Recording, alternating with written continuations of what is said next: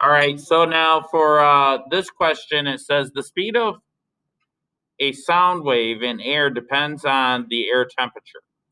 The formula above shows the relationship between A, the speed of a sound wave in feet per second, and T, the air temperature in degrees Fahrenheit.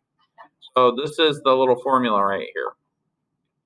So it says in which of the following expresses the air temperature in terms of the speed of a sound wave? So basically, we're going to take this equation up here and we're going to solve for T. So let's do that. So we're going to take this.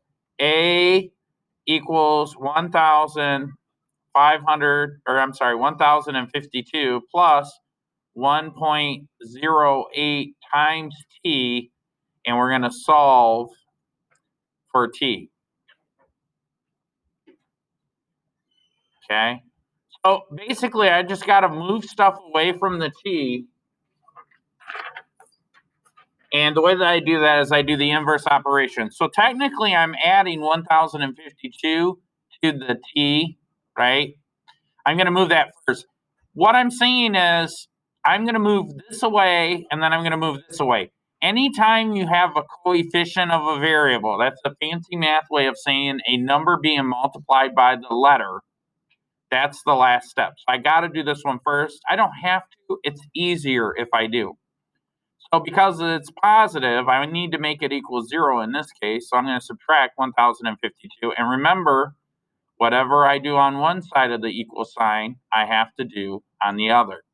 Now, A is not a like term with negative 1,052. So we just leave it like that. Okay. And that is equal to 1.08 times T. Now notice I just said 1.08 times T.